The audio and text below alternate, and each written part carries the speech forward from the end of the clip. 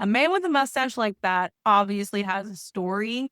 So I just wanted to touch on that first. Yeah. The Monarch man has a mustache. I just like the Mhm. alliteration of it. Hey there, my little biz besties. Welcome back to In Good Company, where real entrepreneurs share real growth stories. Thanks for liking and subscribing to my channel. Let's get into it.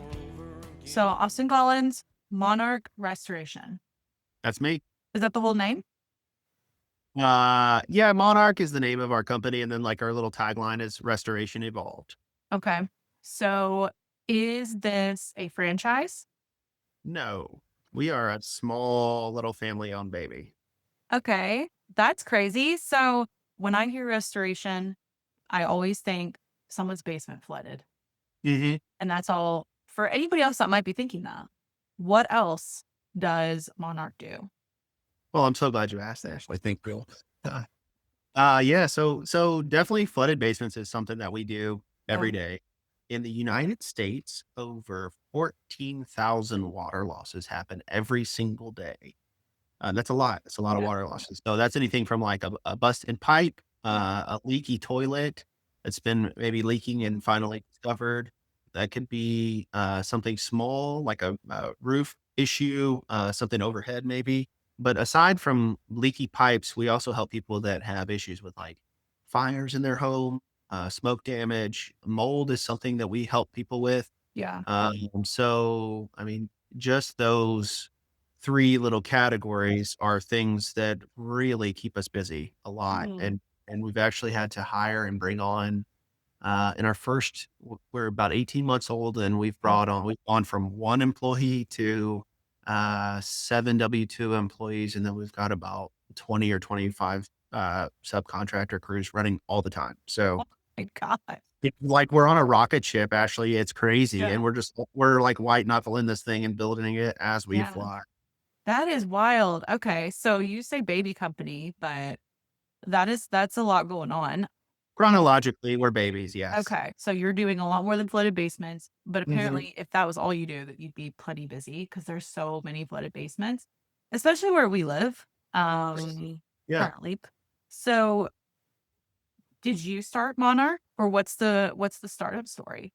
Yeah, so the startup story, I was actually in education for about 10 years, Yeah. and that's a hard job. That's a Yeah. hard job, Yeah. and in the summers when I was a teacher, I was spending a lot of my time rehabbing old houses. Mhm. We grew up, didn't have a lot of money. Sure. So if we were going to have something that was nice, we were going to have to take care of it and fix it up. And so that's what we Absolutely. did. Mhm. That's what we did in high school. I was buying old cars and cleaning them up and selling them to my buddies. And, Yeah. as I got out of high school, we started to do that with houses. And then it just kind of continued. I knew that working with my hands forever wasn't going to be sustainable. So I Mhm. went to school and got the degrees and did all the Yeah. things and ended up becoming a teacher. And in the summers was flipping houses. And the pandemic came along. I'd actually moved through the ranks as a teacher and ended up actually being a principal out in Oldham County. Oh, cool. And yeah, I did that for a couple of years. Great school, loved the experience. But I was just kind of looking around the room and looking at all of my colleagues who are about 15 or 20 years older than me. Mhm. And I just was thinking, I just don't know that I'm going to be here for 15 or 20 more years. And so Yeah. we just kind of went back and thought, man, I don't know if I'm going to do this. And I was actually approached by somebody by another restoration company in this area. And they said, hey, you might be interested in come and take a look at this. I went, kind of cut my teeth over there, learned a little bit from them. Yeah.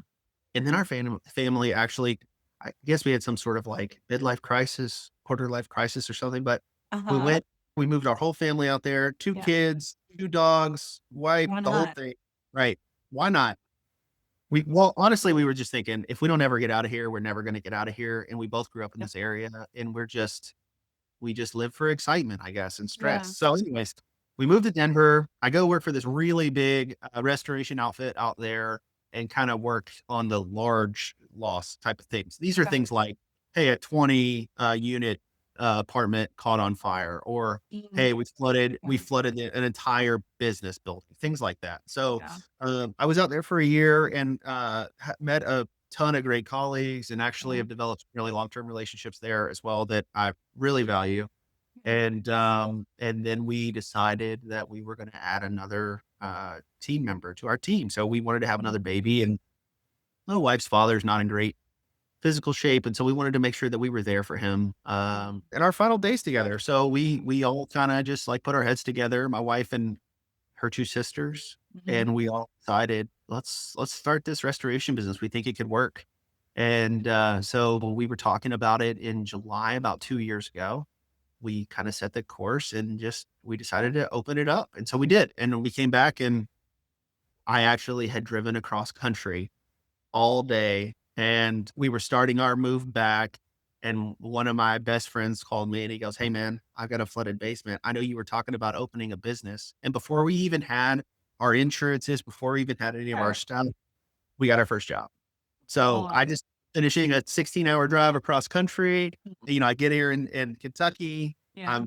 I'm dead beat tired, and he calls me at 7 o'clock at night, and we're going over to his place over in Southern Indiana to help him Yeah. rip up carpet, and Oh, the rest is kind of history. Yeah. oh, I love it. I love you. So you did that cross country trip with kids. Yep. Because we're insane.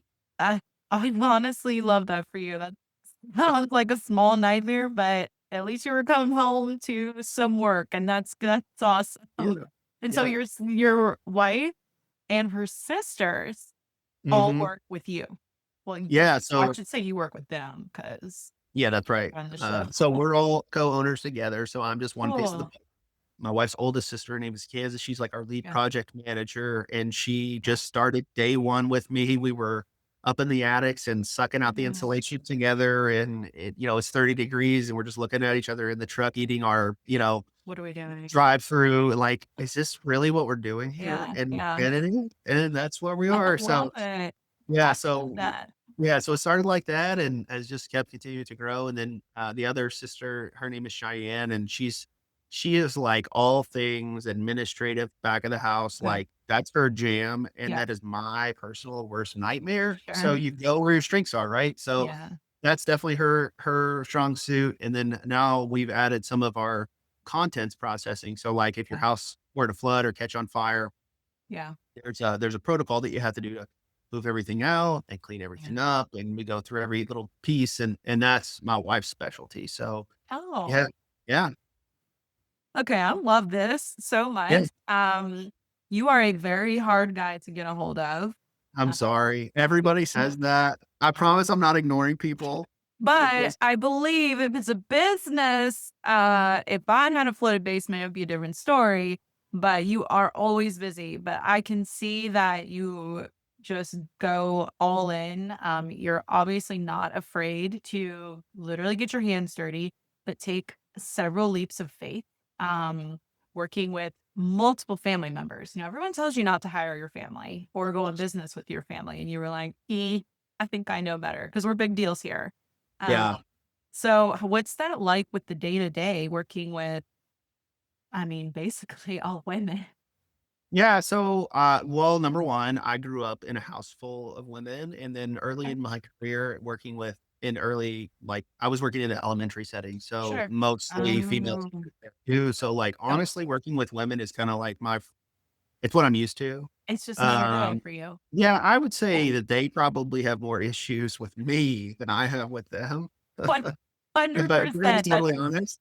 does not Um surprise me. yeah, and I'm sure they would tell you that too. Oh, No, I mean, it's great. It's hard. It is really hard. And, yeah. I think this is just us learning how to be a small business.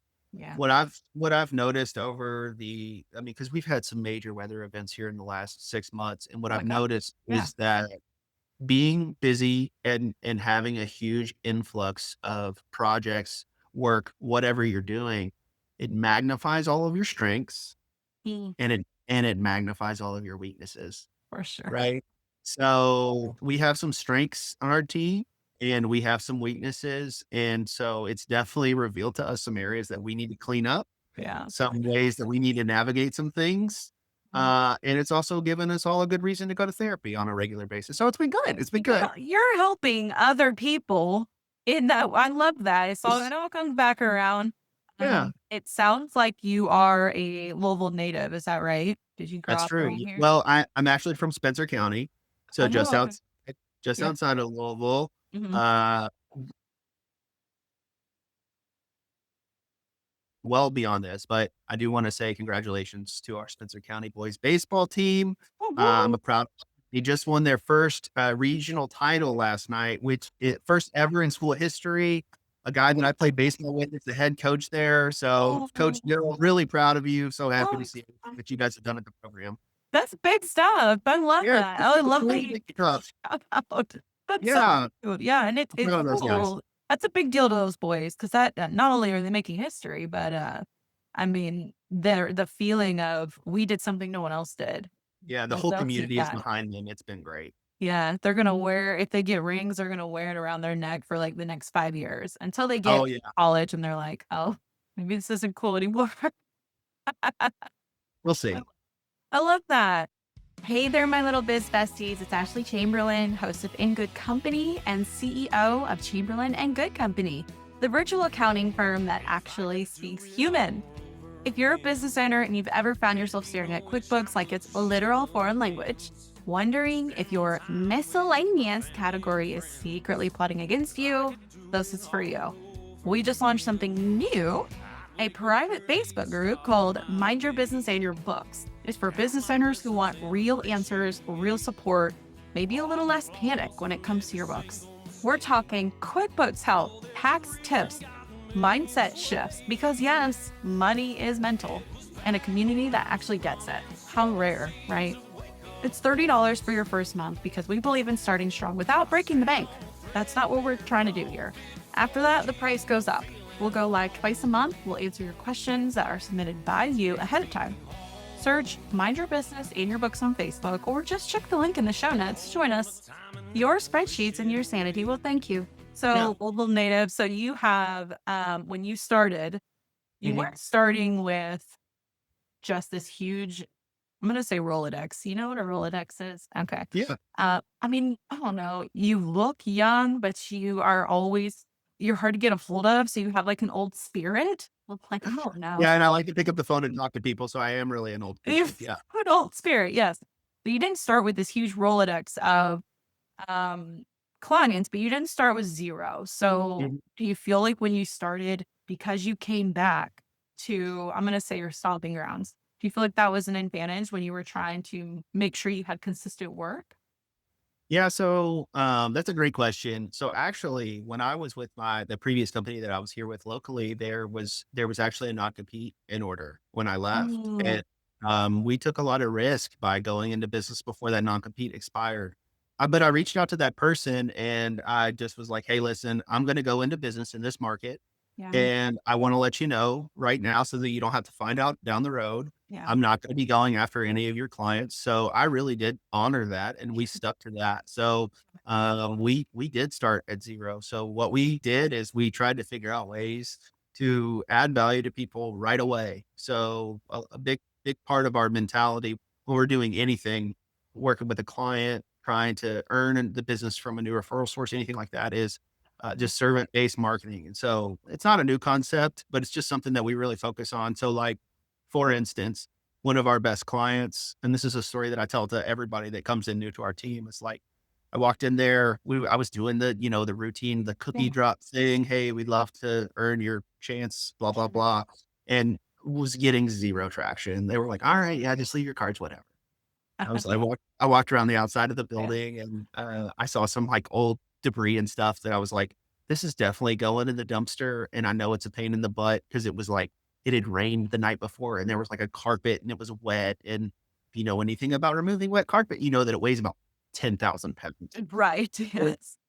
So I walked back in and I said, "Hey, I see all this stuff back here. It looks like it needs to go in the trash. Can I just go ahead and just get that out of your way for you? I Mhm. mean, it's not much, but I mean, if I'm here, I might as well do it. And I'm in my pickup truck, blah, blah, blah." Yeah. And I saw a head pop out of a back office and they go, "Hey, won't you just come back here and talk to us real quick?" Yeah. Yeah. And I was like, "Hey, yeah, this is what we're doing. We're just a small family owned business and we're just trying to do a good job for everybody. And the way that I'm, taking care of you is kind of the way that I'm taking care of your clients." And so Yeah. from then, like, we kind of landed that first account and then it was time to perform and do the work well. And Yeah. we feel like we're doing a pretty good job. I'm sure Sure. that we mess up every day, Yeah. you know, and we're hard to get a hold of every day. but we do our best to stay in touch with people and focus on doing a great job. And I think that ethos that we have is really apparent, especially with my sister-in-laws, Kansas and Cheyenne. I mean, they focus on quality with everything that we do. Yeah. And we have found that that's really where we are different than some of the other companies. Sure. Uh, like if we go into a space and we're cleaning up a bathroom and we're doing our final clean or whatever, we're going to clean that mirror off and we're going to make sure, oh, that loose little jiggly doorknob on the way out, Yeah. we're going to take extra 5 seconds and we're going to do that. And what has been great is seeing how that mentality has been starting to be applied in the field by some of our team members Mhm. and, our staff. And so people are happy to kind of go the extra mile Yeah. and it's making a big difference. And I think it's what is making us special. 100%. And I love what you said that you didn't say it so black and white, but you're providing value before you earn your first dollar. So I think a lot of people, I get it. You want to get paid for every minute of your time that you're working, but sometimes it's more important to provide value to potential customers, anybody that you can, by going the extra mile, removing trash, showing like you don't have to pay me. I can just see this needs to be done and people feel like, wow, like they genuinely want to help me. And Mhm. that goes so far in a world that is, I think, really wanting authentic relationships, genuine connection. We were talking about social media before, and I strongly believe that's super important when it comes to marketing, but nothing beats a face to face. People want to work with people. And so you're showing up. And I joke that you're hard to get a hold of, but also I don't have a flooded basement. So I strongly think that if I did, it would be a different story. But talk to me about what some of your maybe marketing efforts when you started. Were you going door to door? Were you sending flyers? What did that look like? Yeah. So, one thing that I really learned from the big, large company that I was working with out in Denver was like, this is how we market. So we have a target list and we know where our Mm, referral work comes from. So yep. a lot of our work comes from, insurance agents. Okay. And because a lot of times plumbers are the first one on site when the water heater explodes and the floor is a mess. And so what we're really into relational marketing. Like we're going the extra mile. We're offering the extra little, we'll grab the carpet and the debris and all that kind of thing. But also too, we want to work with people that have the same mentality about customer service that we do. Yeah. And so when we're talking to an agent or we're going in and we're trying to ask for business, what they don't know is that we're there interviewing them just as much as they're interviewing Sure. us. And Yeah. so if I walk into an agency and they say something to the effect of, "Hey, we're just really focused on sales and growth right now. And, if customers have an issue, we refer them to the 1-800 line." I know they're probably not going to be a good fit for us. Yeah. But if they Yeah. say something to the effect of, "Yeah, whenever a loss comes in, I make sure to check in with the client and we Yeah. just want to make sure that everybody is on the same page." Um, and I'm like, okay, we share the same values. Mhm. Now let's talk about how, something happens if we have to engage with one of your customers. Sure. Yeah. No, I love that. And I love that you said when you're finding your referral partners, which if you're a business owner, your circle of people is so important. Mhm. As we know, because we're in one of the same groups, Yep. um, you are interviewing them just as much as they're interviewing you. So Mhm. you're making sure that whoever you are referring to or is referring to you aligns with what you're doing. So I think that's really, I love the way you said that because some people get intimidated and feel like, oh, 'cause I work with a lot of other CPAs personally. And Mhm. so my first couple of CPAs I went and chatted with, I felt like I was up for a job interview and I was nervous and I didn't want to say the wrong thing and I tried to adapt that mentality like they need me as much as I need them. So that's a totally different perspective shift. I love that. You had kids. Yep. What's 3 little that look like girls. day to day? Yeah, I mean Oh it's my gosh. that's the They're whole just, thing. oh man, it's definitely a whole thing. I think the hardest part about being a small business owner is that it can definitely just like, it can become your life. Sure. You can be sending emails at 6 o'clock, 7 o'clock, 8 o'clock at night, and guess Mhm. what? They never stop. They never stop coming in. No. So balancing, your personal, life and your personal needs has been a learning process for me. Go full speed. I'm busy. I will continue to answer the phone and go, go, go. But something has to take a back seat. And sometimes it's my family, and I wish it wasn't that way. So we're working on that. I'm definitely learning how to do that. But yeah, life with our girls is great. And Yeah, they're full of energy. My oldest daughter is actually adopted, and she's been with us for about 5 or 6 years, and nice. it's been such an awesome addition to our family. And then we have two little ones. We have a 4-year-old who is just like 3-nager, like 4-nager, like that's a thing. Oh, She sure. has got opinions, Oh, and I love the way she is, but man, she's tough. like some little And babies. and then our littlest is great. Her name is Yeah. Cicely, and she's Oh, just that's she's yeah, she's just now learning how to crawl, and he. uh, just she's just so happy. So I I'm love loving that. yeah. So, what is in an ideal world? I know you're busy, not even Yeah. because of the jokes, because where we live in Mhm. the Louisville, Southern Indiana area, you Yeah. mentioned earlier, we have been hit so hard with just the Mhm. craziest weather. I don't know what's going on, but great for business, tough for personal life. So if Yeah. anyone feels, um, if I start a business, I'm gonna suddenly have all this flexibility. I'm gonna be able to determine exactly when I want to work, and I'm gonna have the best work-life balance. Now, as a seasoned business owner, it's hard to say that with a serious face because it Yeah. is not like that for me. But if you had the most ideal situation, or what would you define as the work-life balance? What looks good for you? I think being a small business owner, the idea is to own a business and not own a job, right? I love that idea. I think that's a down the road thing for me. I mean, if it does take a lot of hard work. Anything that's worth doing and is going to be rewarding, and make a big difference in your own life, and then also to the lives of the employees that you're working with, it's going to be hard, Yep. and it's gonna be a lot of work. And so, right now, my goal is to just go on a good solid vacation and be able to turn off the phone and just, like, feel good about things running in the background. Yep. I think that's the short-term goal, and I think long Yeah. term, I mean, it looks like, being able to develop a really good training protocol for our people Mm, and continue press on this mentality of making a, a good value add for anybody that we're working with, and trying to support and pushing that out among our people, and just continuing to kind of spread the word that we're here to help people, and in a time of crisis, and also to be a good resource to the community, right? Our goal is to add some scholarships into the fold, and we're a woman-owned business with my sister-in-law's kind of driving yeah, that you will. piece.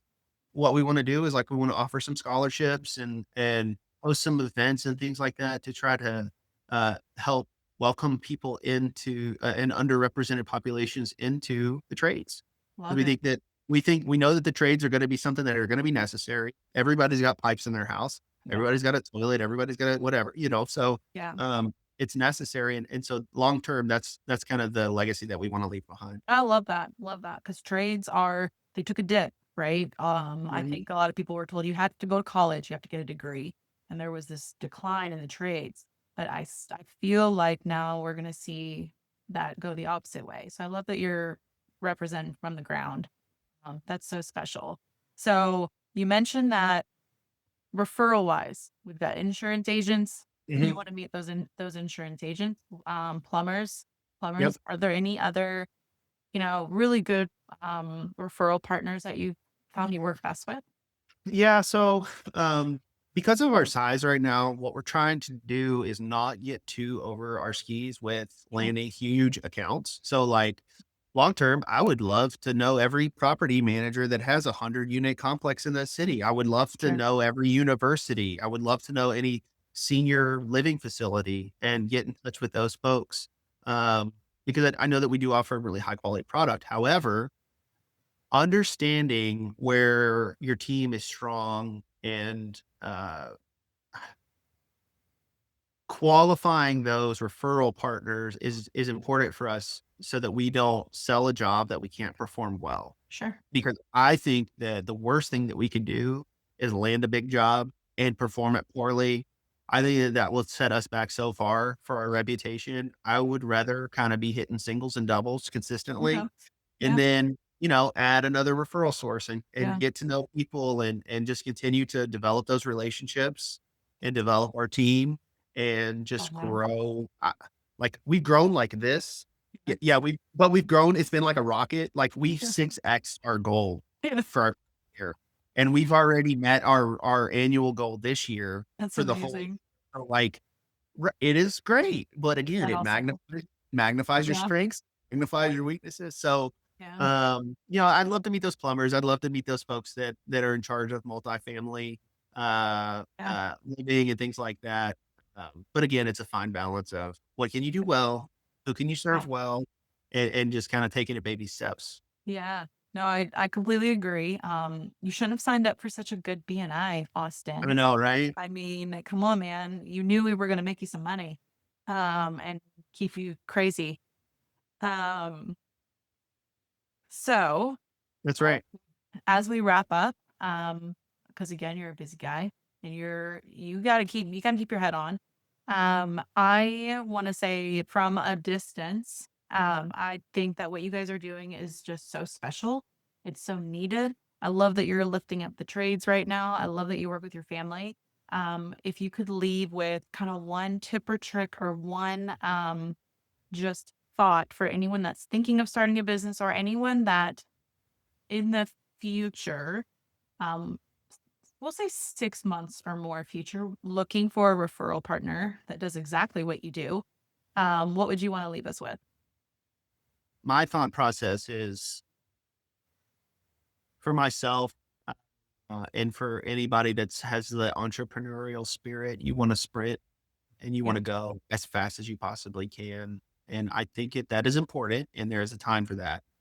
But also too, I think it's very important to take a second and breathe and zoom out and take a look at how far you've come when you are starting to experience success, and give yourself the space and the opportunity to say, "Look at what we're doing. This is working," and just acknowledge that because it will continue to feed into your motivation that the things that you're doing are correct and you're working in the right direction, even though you might have one client that's real, it's not working out, or you might make some mistakes.